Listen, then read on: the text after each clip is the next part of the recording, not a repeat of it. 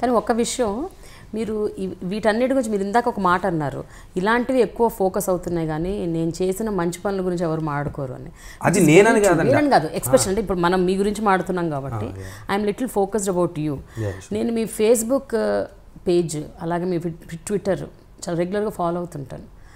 మీరు పోస్ట్ చేసే వాటిలో 90% మీ కన్సర్న్ ఫర్ సొసైటీ, పర్యావరణం, ప్రకృతి, నేచర్, వైల్డ్ లైఫ్, వాటర్, అంటే రెగ్యులర్గా 90% మీ పోస్టులు అవే ఉంటాయి.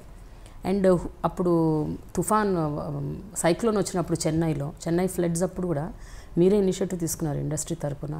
మీరు రానా అందరు కలిసి you all took the initiative. So these things ఇవి మాత్రం అంత ఫోకస్గా అవ్వకపోవడానికి, లైమ్లైట్లోకి రాకపోవడానికి కారణం ఏంటంటే మీరు చేసేవి మీరు చెప్పుకోదలుచుకోరా, లేకపోతే చెప్పడం ఇష్టం ఉండదా? మామూలుగా అంటే ట్విట్టర్ జస్ట్ ఇట్లా పెడుతున్నారు, but when you're doing something why is it that you don't tell it out? We do tell it out అండి. మనం అంటే అంటే 2 రకాలండి. ఇప్పుడు నేను చేయగలిగింది అనుకోండి, సైలెంట్గా మనం చేస్తే అయిపోద్ది. దానికి మీ సహాయం అంటే నేను చేయగలిగిన పని అయితే నేను చేసుకుంటూ వెళ్ళిపోతాను. నేను చాలా అంటే మనం అవతలకి చెప్పి ఇలా జరిగింది అని అవసరం. 10 మంది కలిపి చేయాలనుకోండి, అప్పుడు 100% చెప్పాలి, లేదు నాకు అంత స్తోమత లేదు.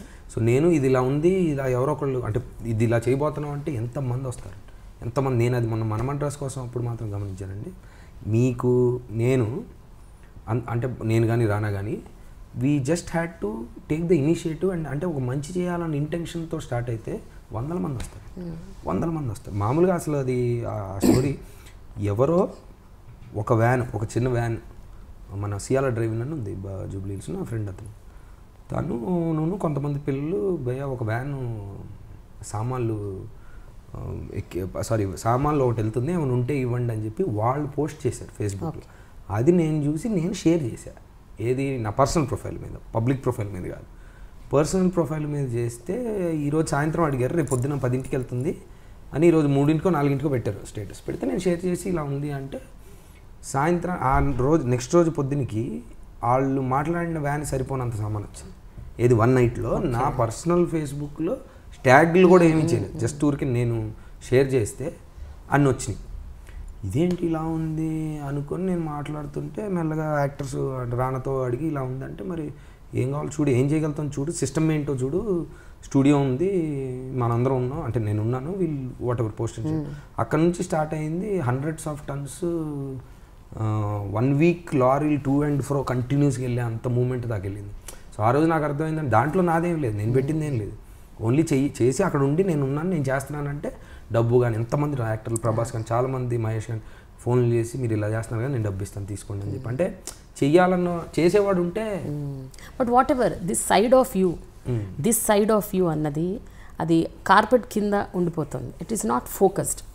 ఎందుకంటే నేను పొలిటీషియన్ అవుదామని ఏం లేదు, పొలిటీషియన్ కాదు నవదీప్.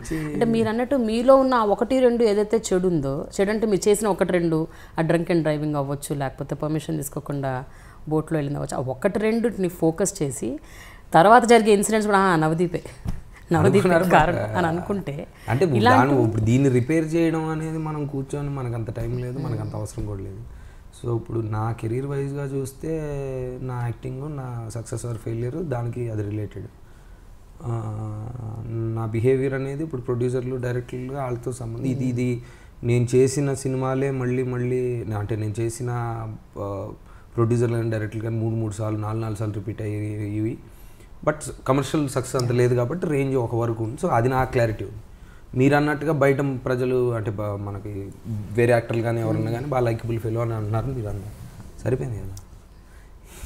బేసికల్లీ అనవసరంగా అనుకుంటున్నారా, నేను వెళ్ళి రిపేర్ చేయడానికి వెళ్తే మనకి అంత టైం